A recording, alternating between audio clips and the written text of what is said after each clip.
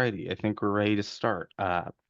So like I said, thank you everyone for joining us today for this Conquer webinar. I'm Kyle Skiba, the product marketing manager for Conquer, and today we're going to be telling you all about call coaching and how AI can streamline your process and level up your sellers for the future.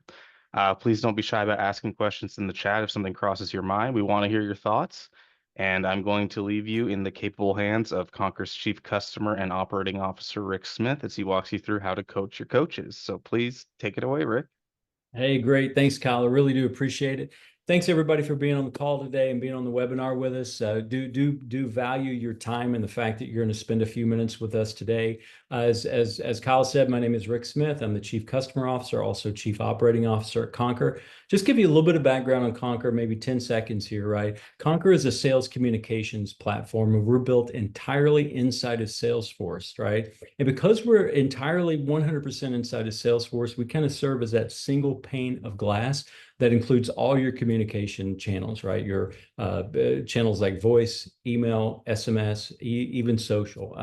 We also have an orchestration engine that we call Conquer Cadence, and that organizes and auto prioritizes all the seller's activity, ensures that they're taking the right shot at the right time, basically executing the right activities at the right time, and have the best chances of contacting and communicating with their prospects and their clients, and moving opportunities forward. So anyway, a little bit about Conquer. We'll talk more about Conquer as we go, but for now, let's go ahead and get started talking about coaching effectiveness. So let me change that slide real quick. There we go.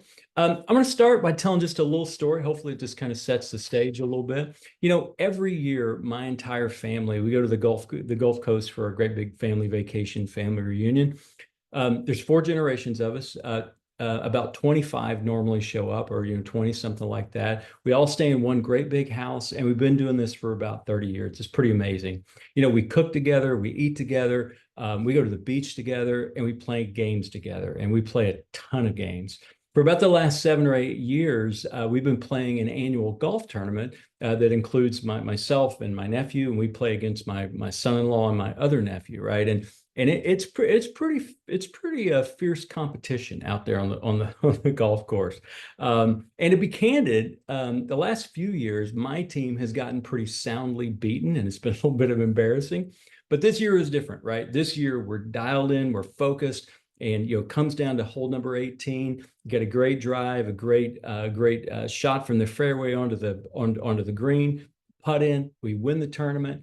Awesome. It's followed by just exuberant celebration, and then again kind of a lot of trash talking, right? Great day. Fast forward to the end of the week. Everybody's getting ready to go their separate ways and head back to their family, going back to their own house, and everybody's hugging and all that kind of stuff. And so I hug my nephew, the one that's on my team, and I tell him, "Hey man, love you. We had a great time this year, like we always do." And then I kind of poked him in the chest, and I said, "And this year we won the game that matters." And when I said that, I just kind of stopped and I looked at him, and he stopped and looked at me, and we're like, you know what? I just said something that probably deserves a little bit more consideration, right? And so anyway, the next day we're all texting each other back and forth about this idea of the game that really matters, right? The game that's worth winning. And we're talking about what is the game that matters, and are we playing that game, and are we winning that game? And we're talking about our family and our values, and how we pass these things along to our kids, and being people of integrity. Anyway, it was kind of one of those great moments that you celebrate, with your family. And it's just a kind of a great day that day, right? And that conversation. But in sales, there are a lot of games that matter, right? I mean, you've got your go-to-market strategy, absolutely a game that matters, right? What about your business development process? Yeah, that's a game that matters. And pipeline management, absolutely, that matters as well. But without a doubt, one of the games that matters is effective sales coaching, right? So let me ask you a question, right? So when was the last time that you provided coaching to one of your team members, and how did that go, right? Was it well received? Did it actually bring value to the persons you were coaching? Did it produce the desired outcomes? Myself, I'm a great coach. I mean, I'm really good at coaching, except for the days and the times when I'm not so great at coaching, right? And it happens, right? In fact, I can distinctly remember the times when I've sat with someone and I've coached them, and it's been one of those just really, really strong and really powerful coaching sessions. And I can also remember the ones that weren't so great. But the great ones, I was well prepared, I was articulate, I was clear. My coaching was well thought out. And it was well received as well. But the ones that didn't go so well just were kind of the opposite of that. So, I think the key question that comes from that contrast there is, so what made the difference? And really, that's what we're going to talk about today. Um, you see, I've got this belief that as human beings, we operate largely on this continuum of kind of my best self all the way down to my not best self. And that best self and not best self, it applies to lots of different areas of life. As a husband, I've got my best self. When I'm at my best, I'm probably more attentive and I'm listening and I'm helping to get things done and I'm not on my phone all the time. When I'm at my not best self, well, I'm probably, maybe I'm not as attentive and maybe I'm on my phone too much and, not paying attention, right? As a father, I've got my best self and I've got my not best self. As a leader, the same thing. And that applies to being a coach as well. Now, the good news is for me and probably for you, we probably typically are hovering on the higher end of that, maybe hovering around a 7, maybe sometimes we're even an 8, right? And so we're hovering toward that best, that best self. However, you give me enough friction, you put enough barriers in my way, enough challenges, enough stress, right? And I can begin to move down that continuum from my best self to my not best self. I can do that pretty quickly. And when it comes to, and when we apply this concept of the continuum to coaching, well, what is it that makes us take that journey from being really good to not so great or not my best self, right? Well, here are a few things to consider. It's on the screen here, right? One, I'm pressed for time, right? For whatever reason, I just don't have enough time to schedule, prepare, observe, get all the things done that really are required to do great coaching. Maybe I'm stressed, and maybe it's stress from internal in the organization, maybe it's external from a personal standpoint, but nonetheless, if I'm stressed, maybe it's hard to be that really effective coach. If I do get to coaching, then the subjective or the feedback can sometimes be subjective. It can sometimes be vague. That doesn't help, right? And just lack of good coaching content. I mean, if you're going to coach, you got to have something to coach to and against, right? So that lack of content. But as I'm moving up that continuum and I'm going toward my best coaching self, well, things kind of change, right? I've carved out time and I've made time available to get this done. I'm not influenced by my biases, and we're going to talk more about that as we go. It's a really interesting one to me. The feedback is personable and it's actionable. Somebody can take it and do something with it and get better. And ultimately, probably your coaching schedule is much more consistent. So, as a sales leader, if we're gonna execute our best coaching, we're gonna do that when friction and obstacles are kind of removed from the coaching motion, right? And we move into what I would call more of a flow state of coaching. And that's when we're really working with our teams and working with individuals and helping those teams improve and get better, right? And after working around coaching for a lot of years, and I have from working behavioral assessments and coaching content and just in management roles, right? I've never heard one person say that coaching is not a critical component of creating a high performance organization and meeting organizational goals. I mean, no one has ever said that. However, I've also seen that most leaders, even though they'll say, yeah, coaching is a really important aspect of our strategy and organizational effectiveness, all those things, most struggle to do it consistently. As a matter of fact, if you look at the slide and up there, that quote there in the top left, right, it says that more than 60% of sales organizations have a random or informal coaching approach, which just simply means that it's ad hoc. It's kind of skipping it. We do it sometimes, we don't do it sometimes, which is not an effective coaching approach. Also, we took a survey of sales leaders, right? Specifically sales leaders, and asked them about challenges and what's keeping them from doing their best coaching. And here's what we came up with. 56% of their said that their biggest friction point is just simply time. And that probably doesn't surprise anybody because everybody's schedule is pretty busy and probably a little bit overwhelmed. So that's probably no big surprise, but that's the largest segment, right? Just time itself.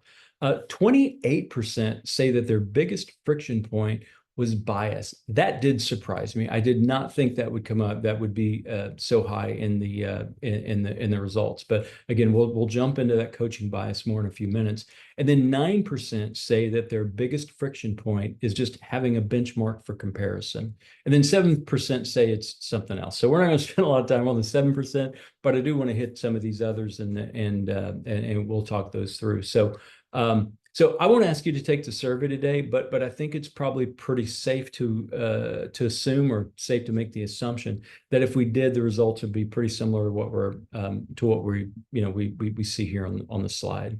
So the question is, and it's a great question. So where do we go from here, right? If coaching is important, and specifically if sales coaching is important, and I think most sales leaders and managers would agree that yes, it is.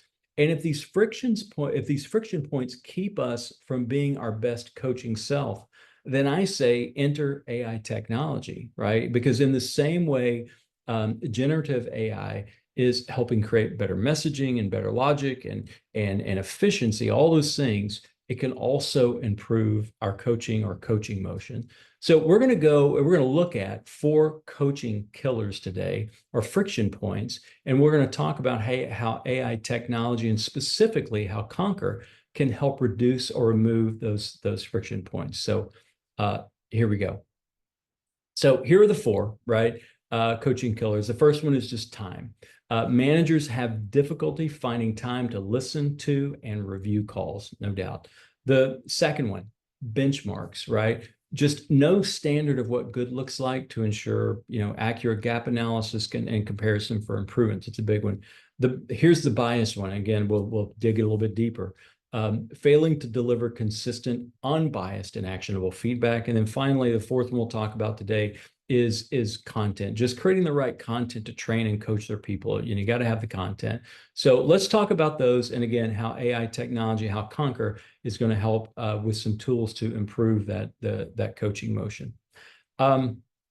So have you ever read the book, Getting Things Done by David Allen? I don't know if you have or not. If you haven't, I highly suggest you get it. I think you'll like it. It is a great book, right? And one that when I read it, I was just inspired, right? I was also a little overwhelmed and kind of irritated at the same time as I was reading it.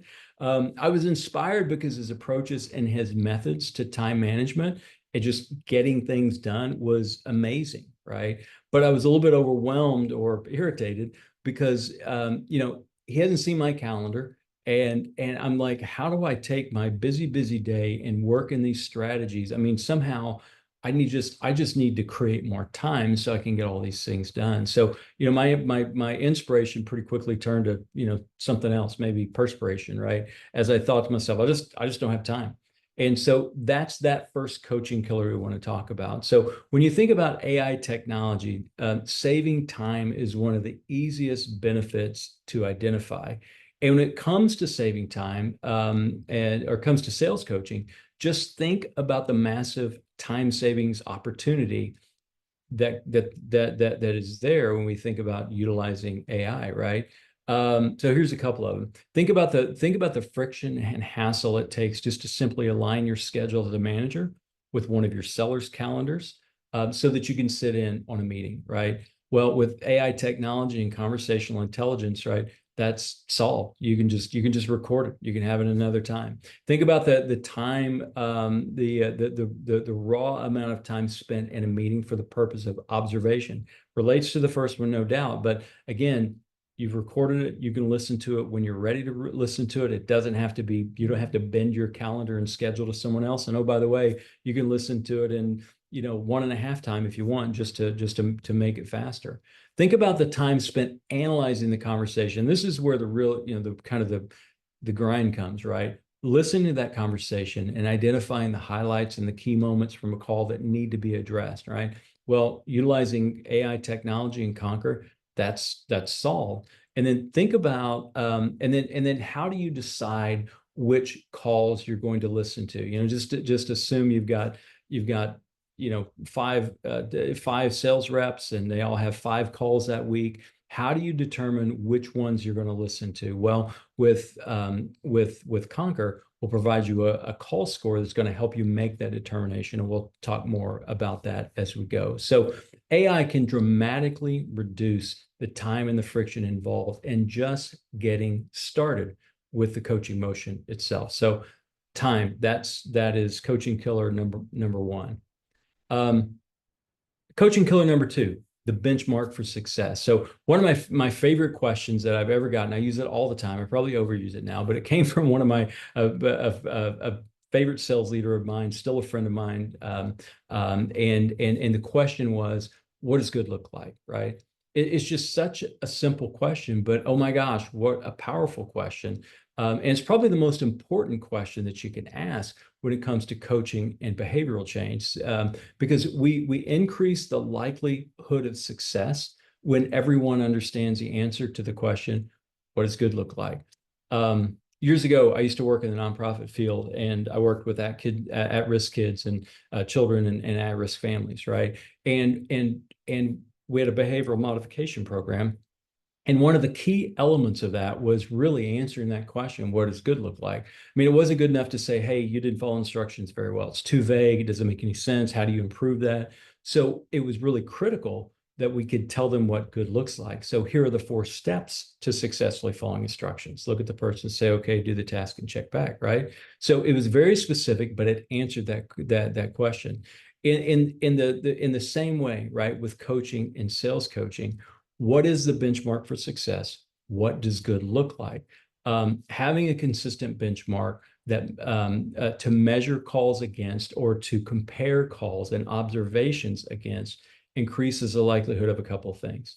One, understanding, because it creates clarity; learning, because it creates clarity; overall improvement, and ultimately success. That benchmark is critically important. So this is one of the powerful ways that AI technology and Conquer can support improved coaching. So providing that benchmark to measure the calls and observations against. And what comes from that comparison, or what are you comparing it against? Well, there are criteria that sit in the benchmark. So things like call sentiment and engagement, question and objection handling, and forward motion. I mean, just imagine that you had this benchmark that as the call was recorded, the observation was recorded, you could compare it to that benchmark, and it would tell you how that call or how that specific seller performed compared to the, again, call sentiment, engagement, objection handling, forward motion. I mean, it's really powerful. So when you've got that clear criteria to compare against, this is where the behavioral gaps are identified. This is where the improvements have their best chance of coming alive, right? So, and that benchmark we're talking about really heavily leans into the next coaching killer as well. That's coaching killer number 3, and that's overcoming bias. So let's think about this. Have you ever kind of wondered if you're just seeing things correctly, right? Do you have on the right pair of glasses to kind of dial in your vision to 2020, or are things still a bit blurry? Well, it can happen to any of us anytime, right? Bias, or kind of this distorted point of view based on some sort of external factor, right? Maybe friction, if you will. In fact, if you remember from a survey, bias was the second most common coaching challenge or coaching killer. So how in the world, that's probably what you're asking, how in the world can AI technology and Conquer possibly help a coach reduce their bias, right? Or help with one's coaching bias? Well, think about it this way. Um, AI doesn't get sick, right? It doesn't need a good night's sleep, right, to be at its best like I do, right? So it's not having its judgment impaired because it doesn't feel well, or because, again, it didn't get a night's sleep. It doesn't have a bad mood or long days that can impact that judgment as well. And it doesn't favor one team member over another because you guys both went to the same college, same university, right? It just simply and accurately provides an unbiased comparison of a seller's performance against the benchmark of success that we talked about on the last slide. And what's the outcome of that? Well, it's a point of view that the coach and the team member, the one that's being coached, can be confident in. And that is such a huge part of feedback in the coaching cycle, right? Just if I'm being coached, just to have full confidence that what the person that the person that's giving me feedback is not coming from a biased point of view, but rather they're coming from an objective point of view. And of course, if I've got that kind of confidence, a coach has that confidence, a coachee has that kind of confidence, then this improves the overall efficacy and just effectiveness of the coaching session itself. So coaching bias, coaching challenge or killer number 3, overcoming bias. And then that takes us to our fourth coaching challenge or coaching killer, right? So I really enjoy doing things like this, like webinars. These are really fun for me. I love speaking in front of groups and kind of share my point of view with others about things that interest me. But at the same time, I'm not a person who could just get up there and wing it. I just don't do that. Even if I've got the storyboard in my head, and I had the storyboard in my head probably a month ago for today's webinar, right? But even if I have that storyboard, I still have to labor over the content and how I'm going to say what I'm going to say, because what you say and how you say it, the content, right? That's the difference between kind of being coached by like Charlie Brown's teacher, right? Wah, wah, wah, and really getting that aha moment that creates a learning experience, a learning event, and sharpens the skills of your your team member or your seller, right? So good coaching content, that's the final coaching killer. And it's one that Concur can dramatically help with. And we think about this in two ways from a Concur standpoint, right? You've got real-time coaching content that's available, and you've also got post-call coaching content. So let's talk about the real-time first. Real-time content or coaching content from Concur is, we call it AI battle cards. So battle cards are available in real time to the seller in our single pane of glass or our application that sits inside of Salesforce. It's triggered by keywords or phrases that might be mentioned either by the seller or by the buyer, right? In this conversation, as you're using our technology, they can be used. These battle cards, they can be used for a number of purposes. It can be for competitor information. So you've got the right information to for that competitor. It can be used for product information. Think about if you've got a fairly new team member on your team and they're still learning the product. Well, having AI battle cards it could have a huge impact on them. A keyword is mentioned, pops up, they've got the content right in front of them. It could also be used for references or thought leadership or whatever you'd like. It's very, very flexible, right? So this greatly enhances the ability for your sellers to respond to prospects or customers in real time, to kind of spur the moment, right? So it's a great feature. Then you've got your post-call content, right? And that's based on the analysis of the call against the benchmark of success. So AI analyzes the call, provides the call score that we've already talked about, provides a summary of the call, provides highlights and lowlights of the call, and specifics about what went well and what didn't go well. You did this well, you did that well, you did the other, but here's one area to work on, something like that. All of these just become excellent talking and discussion points that can be used for coaching content, with your sellers and your team. So there you have it. There are the four, right? The four coaching killers, and how Concur can help, and using AI technology can help overcome those coaching killers and kind of turn your team into a world-class coaching team. So let's take just a minute if we can, and I'm going to show you a video really fast on AI battle cards. I think it's only like a minute long, and then we'll wrap this thing up real fast. In sales, every call is critical. So if a customer asks a question and you don't have the answer ready, your sale could crash and burn. Get the intel you need when you need it with Concur AI battle cards. Sales managers can build battle cards with approved responses based on topics, keywords, and phrases. So when a customer says a keyword or phrase on a call, it triggers a battle card to pop up instantly, equipping reps with the targeted information they need to turn every question into an opportunity. Conquer every call with Concur AI battle cards. Learn more at conquer.io. Perfect. Hopefully that wasn't too long. I appreciate you letting me show that. AI battle cards is an excellent option if you're looking to pull AI technology into your coaching motion, make it easier, make it more effective as In well. sales, Uh, every call. let's get past that. Sorry about that. So let's roll this thing all into a process, right? And make it just a little bit easier to think about. So how does this work all together? Well, the first step, your seller has a phone conversation with a customer or a prospect and has access to real-time coaching through battle cards, which is what the video we just watched, right? Step number two, Concur automatically records each call and it's also transcribed. And then step number three, Concur then analyzes that call, comparing to the benchmark of what successful call looks like or what does good look like.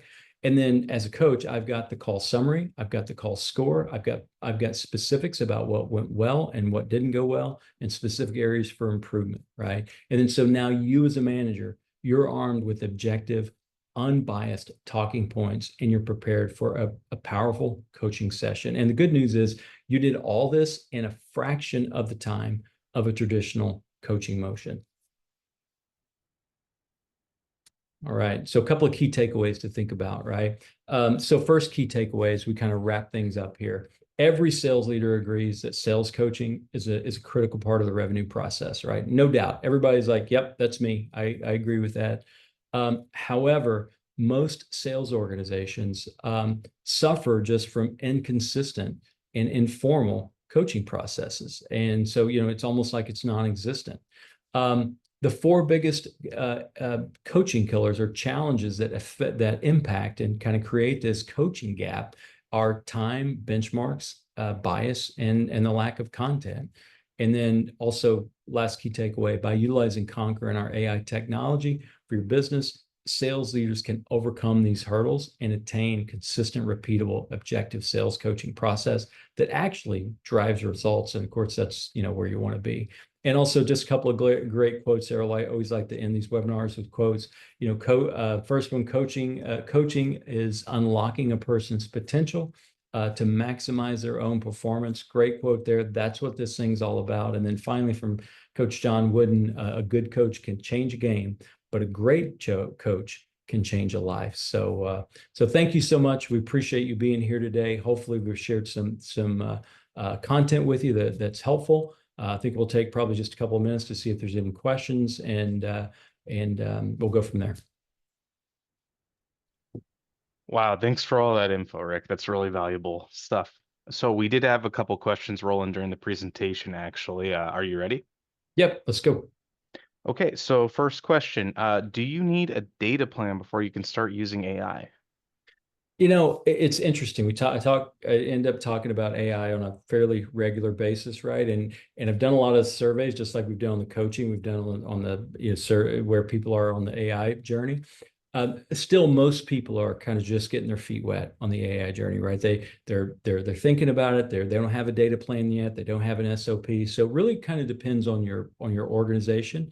I mean, you certainly don't want to step over any boundaries internally, right? But at the same time, you kind of just have to get started. So larger organizations tend to have more regulations about how they're going to utilize AI. Other smaller ones don't. So I think the first step would be find out what those regulations are internally for your organization. But then beyond that, do you have to have a solid, completely vetted out data plan to get started?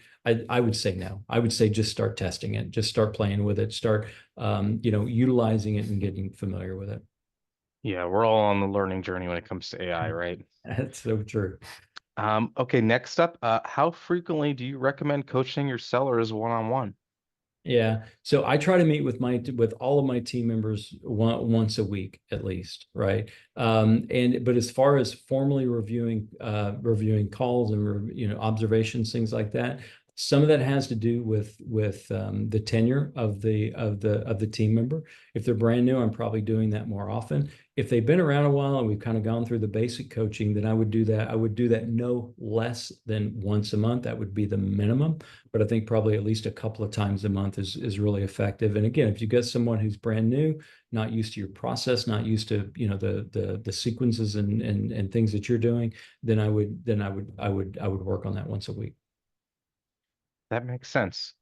I think that's all we've got for today. So thank you again, Rick, for delivering such an insightful webinar for everyone. I hope everyone was able to take some valuable insight from it, and we will be emailing out the webinar to everyone who registered. So thank you for that. Our next webinar is going to be early December, so keep your eye out for that, and looking forward to seeing you on the next one.